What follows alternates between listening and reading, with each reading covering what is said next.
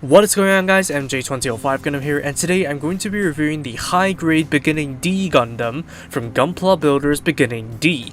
An enhanced general-purpose Beginning Gundam customized by Shingo Asume, it generally improves on the Beginning Gundam, painted in the dark blue and fitted with trapezoid IFS units. Of course, being based on the Beginning Gundam, you get 6 of the original runners, as well as 2 new ones that replace the original C runners. On top of feeling nigh on identical to the Beginning build, the fact that the build process is distinguished by that huge sticker sheet makes it similar to the Beginning J, as it provides no dark blue parts to fill in for the new details. Otherwise, it feels kinda like a been there done that kind of build, especially if you have all previous variants of the Beginning. So do check out the original review for more details of this kit. All put together, and the high-grade Beginning D Gundam is essentially the Beginning J with a skin and palette swap. What I mean is, the aesthetics heavily rely on stickers.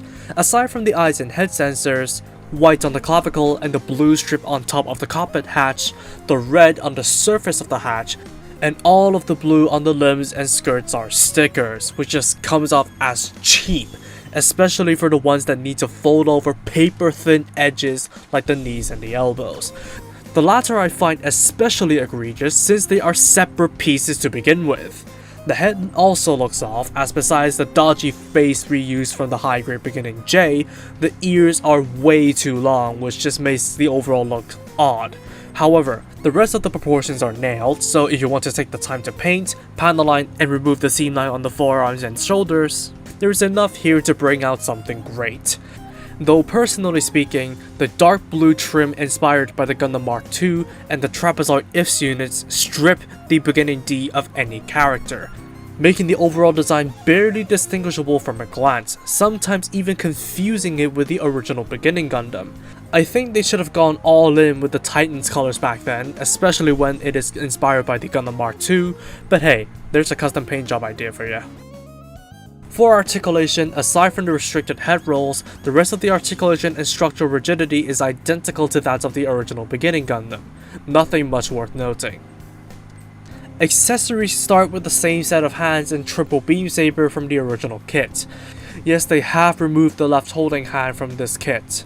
There's also the original beam rifle and shield from the Beginning Gundam with no changes made to them.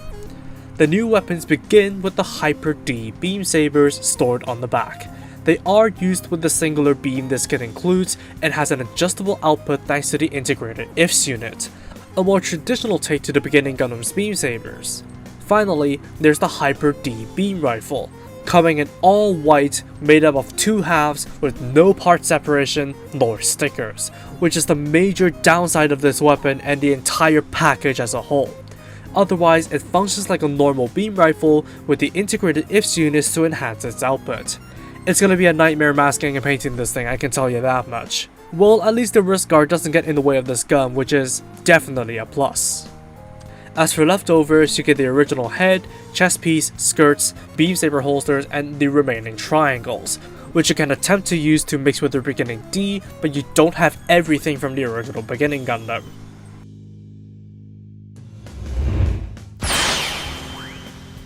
Just like the Beginning 30, I wanted to get this kit and give it a fair try while completing my Beginning Gundam collection. And just like the Beginning J, it is dramatically held back by its lazy engineering, which is ever apparent with the Hyper D beam rifle. I can only say go into this kit with your discretion, knowing full well that effort is needed for not too much of a difference between this thing and the original. Sure, you can argue that model kits aren't supposed to be perfect and will always require TLC from the builder, yet I think it's hard to deny that the Beginning D really falls short, especially against the original, which costs just as much.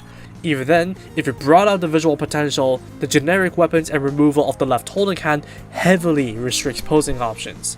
Altogether, I can just barely get myself to recommend the high-grade Beginning D Gundam to those who like the design and are willing to put effort into the build, or those who need its parts for customization. If not, this kit is simply forgettable. And that's all for me. Thank you for watching. Drop a like and comment if you did enjoy the video, subscribe for more content like this, and feel free to follow me on social media with the links down below. That said, take it easy, stay safe, and I'll see you all in the next video. Peace out guys. Bye bye.